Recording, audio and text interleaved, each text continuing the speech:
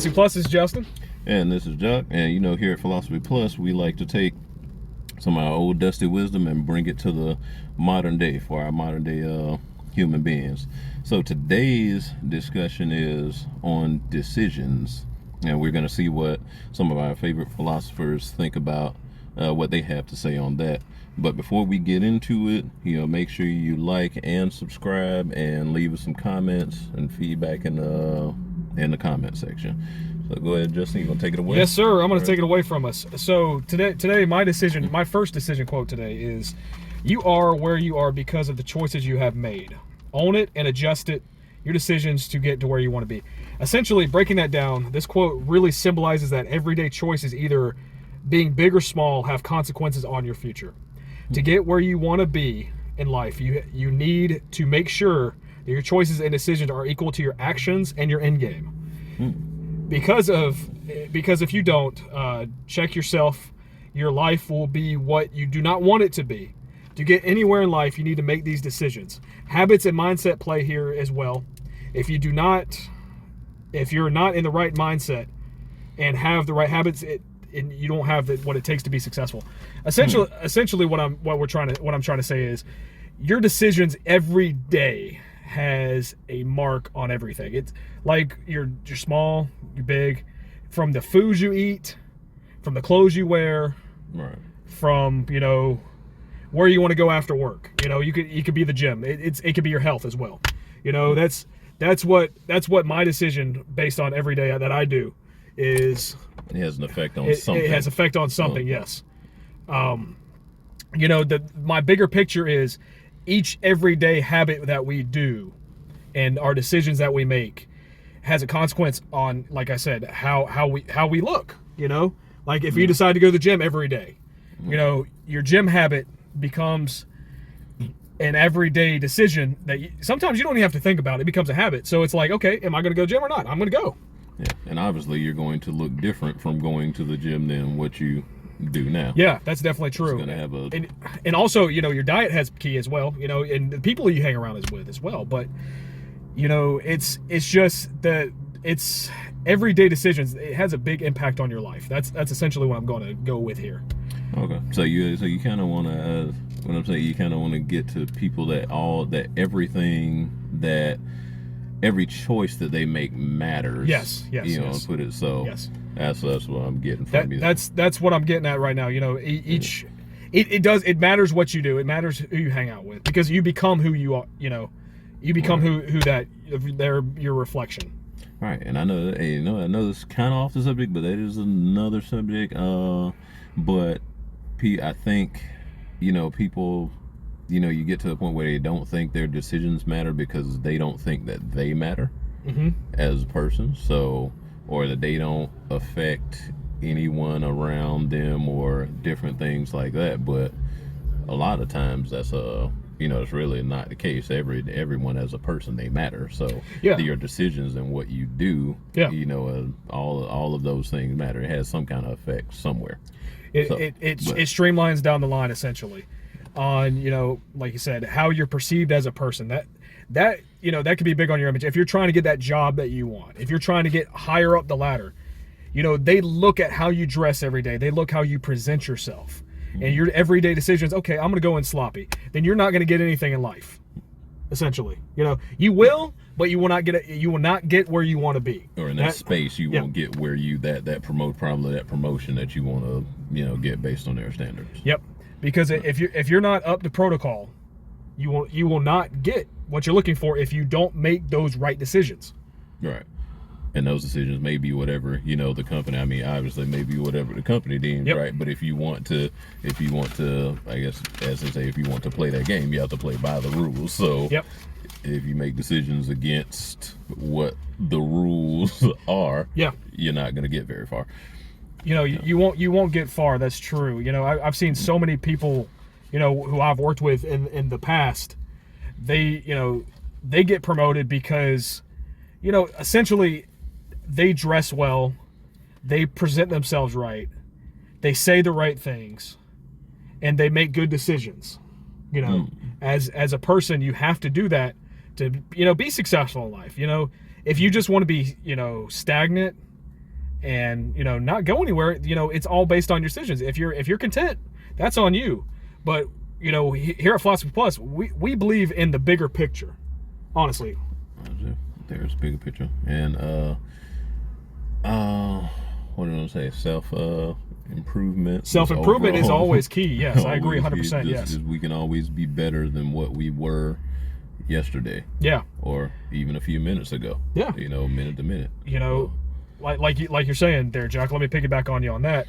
Of like even the smallest decisions can have a big impact on your future. It could be from, like we said before, the job interviews, how are you going to get that job? How am I going to get this promotion? Mm-hmm. It'd be like, even as, big, the decision could be as big as moving away, because, that's a big impact on your future. But like you said, you have to weigh all your options, right. That's key, is weighing your options. But let me go, while I'm going to say that, let me go ahead and go into my second quote. Okay. My second quote is by Marcus Aurelius. What we do now echoes in eternity. That, simply put, is what you are doing now will be your legacy and leave behind for the world to remember you by. The things you do today will echo for days, years, and decades. So, if you take the butterfly, you could say the butterfly effect, essentially, you can't go back in time and change anything, right? Essentially, but it's the reverse butterfly effect. What you do today will have it can sometimes have generational, right? Yeah, generational. What do we say? It becomes a generational issue, or it can be prosperity. It could be prosperity, or it could be, going back to what we did. It could be a blessing or a curse. Yes, I agree with that. Blessing and the curse aspect is, you could go even with what we were talking about what we were talking about the other day. We were talking about, insurance policies. Right. Certain people, we buy into the insurance policies. Right. And, some people are better off because they buy the right policy. Some people don't. So, that could be a generational thing. That could be just a simple choice that, was made at a time. Even one that's more relatable to a lot of people, having a kid. How you raise that kid that's a whole nother, if on average we live about 80 years, that's a whole nother 80 years of what you've put into a person that's going out into the world. Yep. What they have. So, it's like, you could have Nelson Mandela, you could have Hitler. Like, you could have either one. Unfortunately, like you said, it's all about, back to perspective. The decisions that you make as a parent have an impact on the child's life. So it's like, and then that child has an impact on their generation, on their kids after that, generation, and the people around them. Yeah. So those were my two quotes. I really like both of those, especially the Marcus Aurelius quote. They both coincide with each other. Essentially, like I said, what you do now is what echoes in eternity. You'll be remembered from generations of your family, or even by generations of the world. You never know what type of impact you'll have on the world. Right. And on a person, speaking, and one more thing I want to go into, it was funny because and I remember you showing me something that somebody had messaged you about the impact that they had that you had on them. Yeah.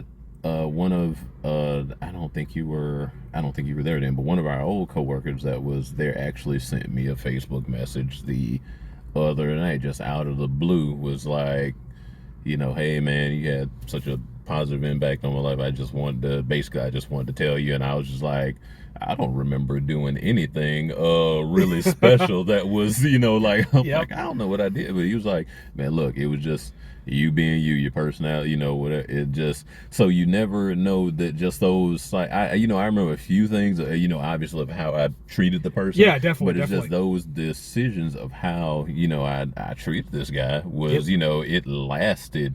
And we probably recently connected on Facebook, maybe like a year ago, but we haven't really talked or anything in like Forever, man. It's been like almost maybe 5-6 years, yeah. years or so. Yeah, so it's so it's amazing. So it was amazing to hear that, because I'm just like, man, wow, okay. So like I said, I can't believe on certain impact in my life. Like I said, I've taken the philosophy that we've learned over the past couple weeks. Everything that we've went over, I've applied it in my personal life. I just know that I'm living the best life. That's just me. I have changed my mindset. I have changed my decision making. I have changed my habits, and that does become your life. Right. It has an impact on what you're doing, like which I don't know if you already bringing it, but like decision to stop the drinking. Stop the drinking, definitely. Yes, definitely. Since we've been going back to the gym and stuff together, has impacted your way. That's caused a lot of trim down. Yep. And definitely, whatnot. definitely. So as far, and obviously a lot of improvement in your health, because man, dude, your liver's not going to be shot. My liver's not going to be shot like my family's. They have the history of it, but right. like that. Just small decisions like that have a bigger impact on your physical overall health, your mental health, and just to get you better in general. Like we've discussed weeks past. We went over the mindset deal. We went over the character. Your decisions plus these decisions is equaling out to what your life is. Right. If you want to live the good life, you got to make the right decisions. If you want a successful life, you have to make those hard decisions. It's gonna push you out of your comfort zone. Right. That is the key, is getting out of your comfort zone. Right, when you say good decisions, what I think of is you make those decisions that facilitate the outcome that you want. Mm-hmm. Yes. So, and that's what I would define as a good decision, because obviously you have other decisions that facilitate outcomes that you don't want. So I would classify that as a bad decision. Oh yeah, definitely. Because that's not what I wanted.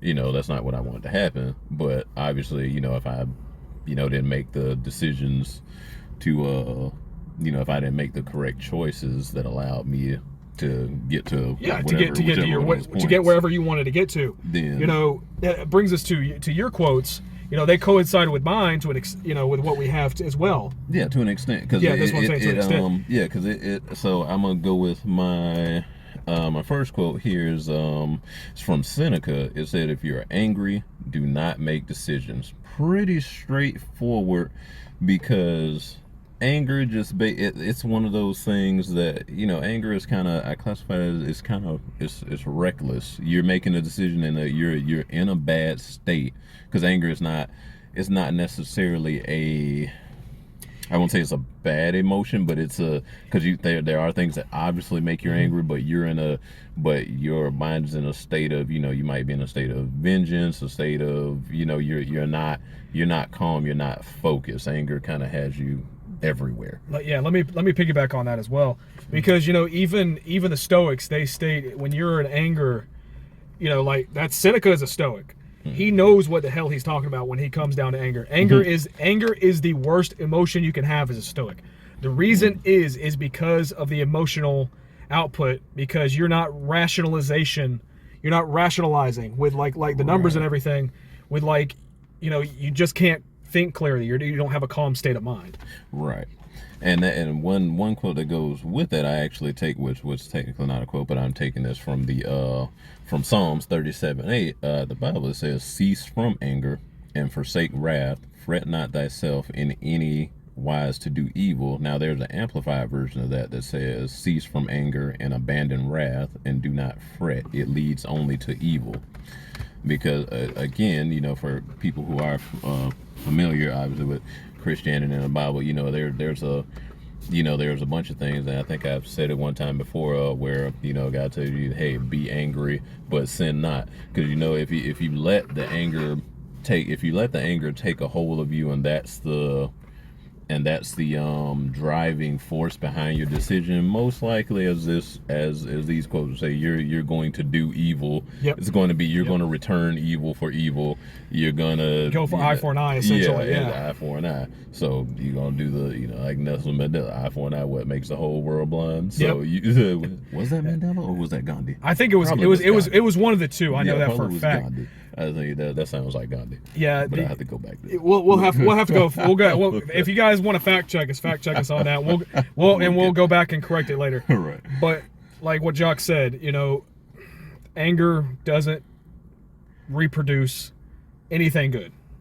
Right. Making a decision in anger, it doesn't produce anything good. Not for you or the other person. Or the other person.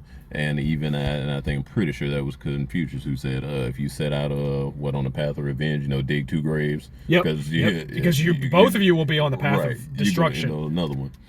So to bring me to my second decision, this is off anger. Well, not my second quote. This is from Plato. It says, a good decision is based on knowledge and not numbers.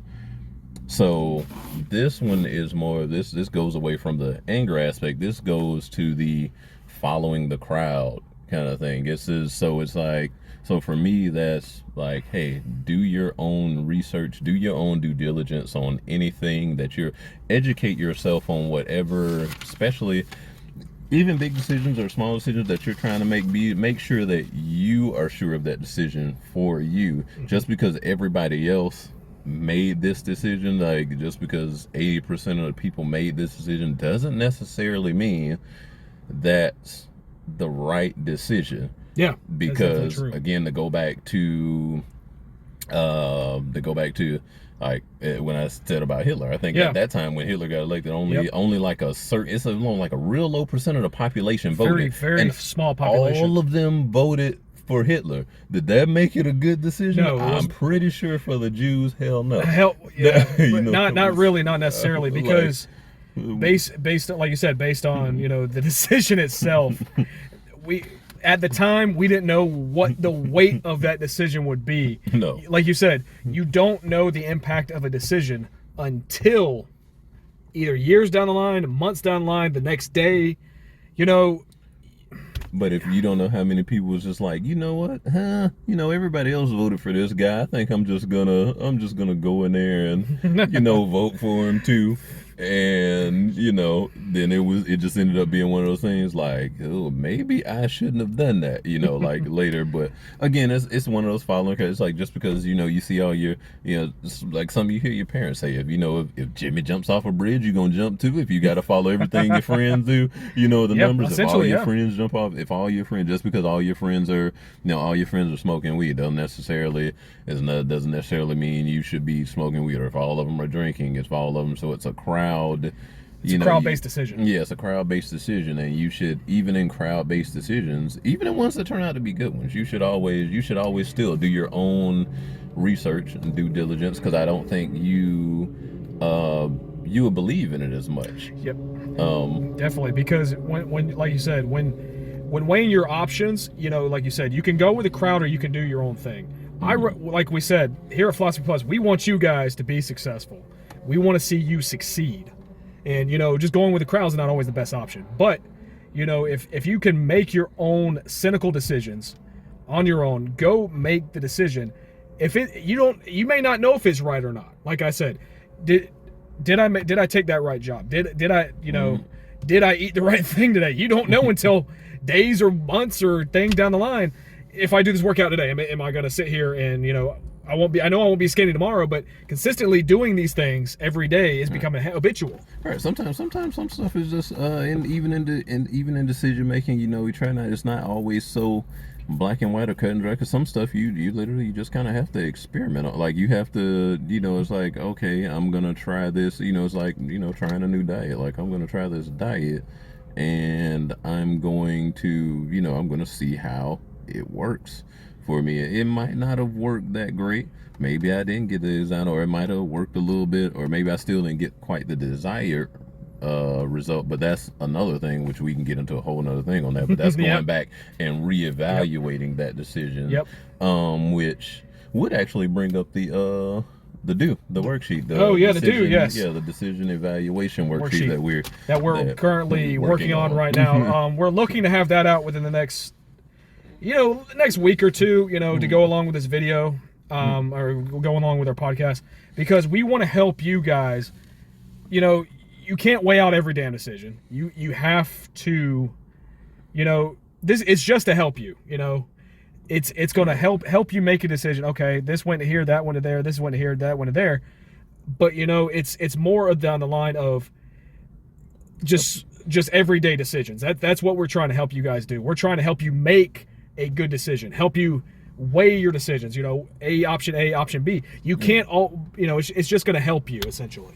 Right, and it keeps you, and I think that sheet will help a lot of people look at things more introspectively instead of like I said, just the crowd just going by it because all of these people say it. It's right. Good example. Like thing we've been doing like stock market with different stocks. If you don't do your you do your research, you do your research and your due diligence, like is why I'm able to hold certain stocks even through downtrends. Yep. Because I believe, even though my portfolio is in the freaking red, I believe in the company, so I'm not panicking and like I'm selling and getting out and losing money, but because I've done enough research in the things I've invested in to it's all about the fundamentals. To just not be to just not make a decision out of fear or anger that my portfolio. Honestly, your anger-based decisions, right? Even the fear setting that and I'm gonna Tim Ferriss. Yeah. He's one of our he's one of my favorite guys. I love Tim Ferriss and Ryan Holiday, but they break it down for you like that as well. That's what we're here to do. We're here to help you guys understand philosophy, help you use it in today's modern day society. And that brings me to the point of, like I said earlier, your mindset, your habits and character, plus your decisions equals the life that you're gonna have. Like I'm gonna close it out here, Jock, real quick. Go ahead. Yeah. And we're gonna go. I'm gonna end this with a challenge quote. It's by Epictetus. He states, "How long are you going to wait before you demand the best for yourself? How can your decisions today make a better tomorrow?" That's what I'm gonna leave you guys with. I really like this idea of a challenge quote every week. Yeah, something to chew on, and that's a powerful one. I remember coming across and reading that one. I like that one. That's Epictetus is actually a pretty that was a pretty wise guy. I like him. Oh, I like him too. I like his dusty old wisdom. Yeah, his dusty old wisdom is always, you can always count on finding something pretty whether it's motivational or something that just makes you think from that guy. Definitely. So there again, we're Philosophy Plus. We're here to bring you the dusty old wisdom. I'm Justin. And this is Jock. And we're signing out. We're signing off for the night. Remember, bye.